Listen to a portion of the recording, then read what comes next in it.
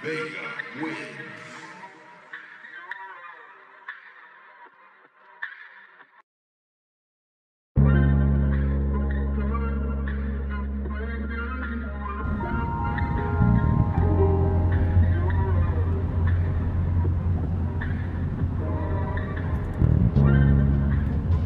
Very excited, got home, went to the mailbox, and what was in there? This letter from Spectrum Analytics, which I can only assume is the results of our soil tests. Let's take a look in here. One thing I never understand is how people are so good about doing things in hand.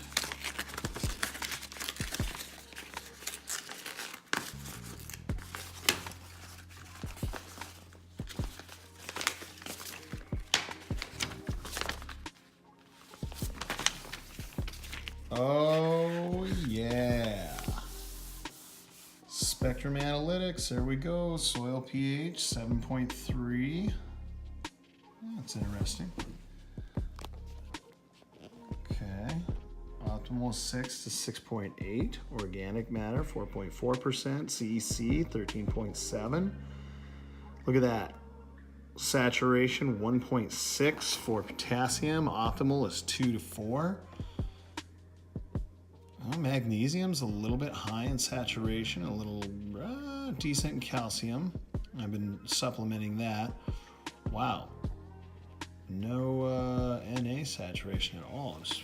I'm supposed to be optimal is 0 to 10. Potassium and magnesium ratio 0.2. Calcium calcium and magnesium ratio 3.7. Shows our parts per million.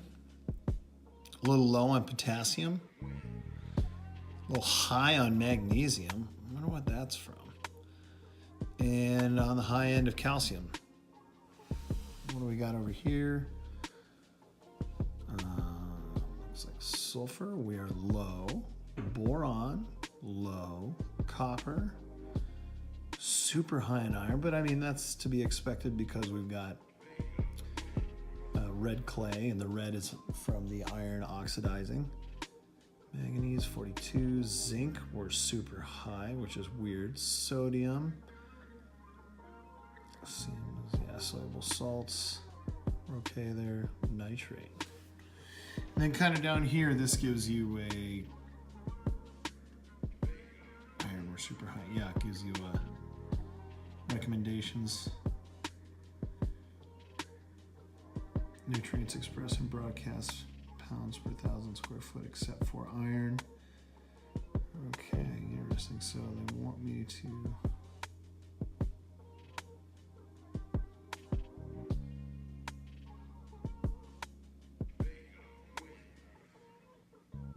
this is super interesting. I think we're going to call John and see if he'll go through this with us too. So recently, just on the corner here, I decided that I would put in a little bit more of the compost and put some seed underneath it. You can see that the lawn's coming in really, really full, and that things are going well. The temperature's also been phenomenal, so that has been something that I've really been enjoying. Then also, I was told that I needed to finish the built-ins in the front, so I took some time. I had to add some of the crown molding. You can see that I figured out how to get the joints put together pretty well. I had to figure out how to cope joints, which was a bit of an experience, but you can see the end result actually was really nice. And once I get all of this painted and cleaned up, these are going to be great built-ins I'm really excited about. The last step in the process for me is building some doors. And you can see here I shot just a little bit of video of the prep where I'm setting up both the rails and the stiles on what are basically a shaker style door. You can see that each one of those has got, boy, I can't remember if it's a rabbit or a dado, but what I did is I took my router and I routed out a slot where I would put the central part of the door, which is just basically, I'm trying to think like a,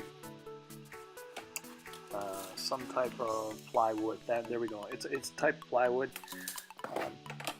And that gives a strong central core. piece there. And then what I'm creating also are tenon and mortise joints. And actually, I'll be real honest, I haven't put any glue on these doors. The first 2 doors that I built literally are just a dry tenon and mortise joint, and the things are so tight that I've even put, you know, the hinges on them. I've hung them, and I can't see any shift in the doors. Now, does that mean that I won't ever go back and hit those with a little bit of wood glue? Probably going to do that at some point. But the only disappointment that I have with this project is that I didn't take the time to shoot the construction of the doors, or putting those doors together. If I find that video, I'll add that to this. But that was that's a difficult process anytime that you do that, and it's been a learning process for me, and I really enjoyed it. I'm really looking forward to these doors coming out and the finished product.